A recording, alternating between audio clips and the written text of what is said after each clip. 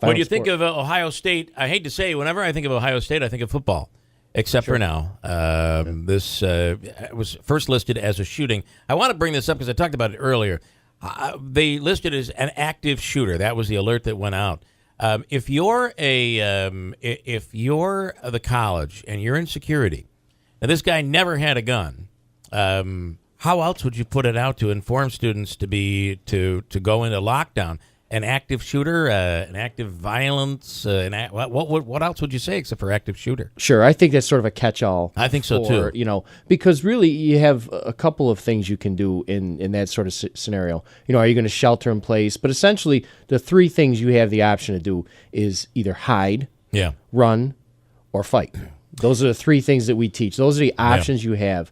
Does fight come in at a last resort? It might not. Depends on the situation. Absolutely. Yeah. And we have what they refer to. So if you're hiding, you have cover or concealment. Mm-hmm. So cover would be something that would stop a bullet.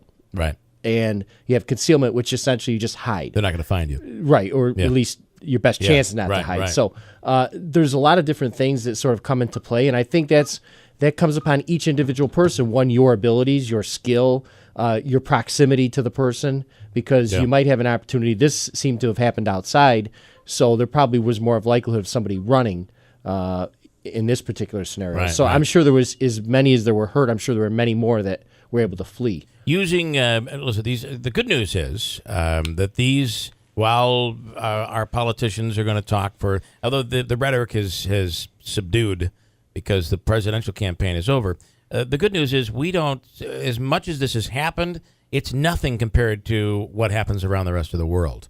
We're not subjected to this as often as others around the world are. But it's, how do you prevent a guy taking a vehicle and just driving into a crowd of people? How do you prevent that? Well, I think that's probably one of the reasons why some people choose to do it is it's very difficult to defend. Yeah, right. When we say this all the time in law enforcement, if somebody wants to get at you, they're going to get at you. You're sitting at a crosswalk. You're sitting at a stoplight, especially in New York City. There could be 100 people crossing in front of you. At any point, you could just hit the gas. Sure. I mean, that's the scary part of this whole thing. Then he gets out of the car and he begins to cut people up. Right. I just don't know what to think. How do we defend against it? Yeah, I don't know that you really can. When we teach defense, self-defense, in close proximity, arm's length, I'd rather fight off a gun than a knife, because it's very difficult. I take my chances with that than I would with a knife, because you only have one part to grab. No, when we teach, if you're gonna get into a knife fight, so to speak, you're gonna get cut. The whole purpose is to not get cut too badly. Right. Or do you go for the arm, spot. or you must have to go for the arm, right, to try to. Well, I mean, there's a lot of different tactics depending on where you are. I'd go for my gun. I think is probably the best chance. I believe it or not, it's not. It's not. No, I'll off the air when we're done. I'll give you a video you can watch. It'll give you a reason why it's not. But obviously it's a very dangerous weapon and very difficult to defend against. Yeah, because again, it goes back to the old adage that reaction is slower than action. Mm-hmm. So, you have to be able to process the threat, understand what the threat is, and then make a decision to be able to use force to stop it. It's not as easy as it sounds. I still have the Clint Eastwood movie in my head where the guy's coming after him with a knife, and he's, I'm going to get you, I'm going to cut you up, and all of a sudden Clint Eastwood pulls out the gun, and it's like, the guy just falls to the ground. Sure. Awesome. Happens like that in movies Feels all the good. time. Feels good. That Indiana Jones you're thinking of? Maybe that was what it was.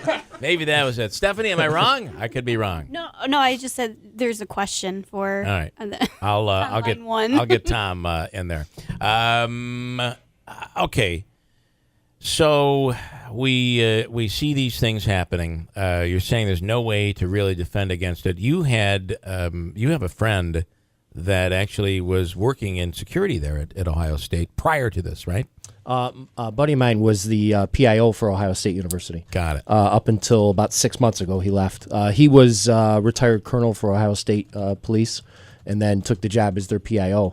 And I actually spoke to him yesterday, and briefly when it happened. I think universities, colleges, they've done a really good job. Would you say at this point? I mean, we are in America right now prepared for this sort of thing.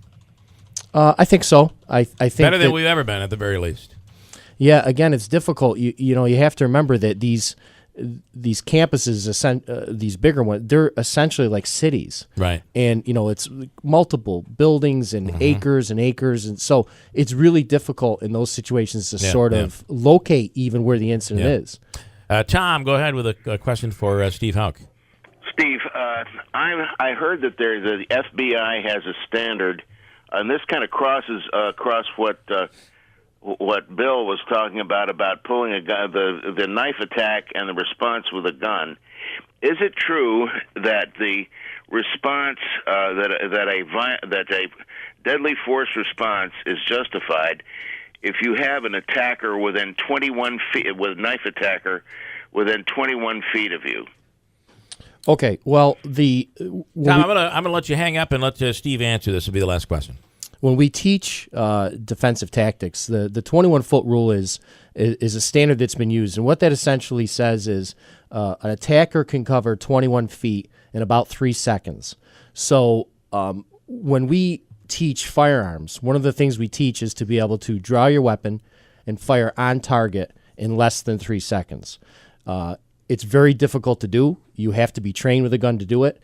I've done it many times. It's not easy to get it on target. That's one of the things is that when you shoot, you have to be able to, get on target. And just because someone is shot does not mean they're disabled. So that 21-foot rule, it's not a steadfast rule, but it is trained that way because it seems like it's a long distance. It is not. It's covered very quickly.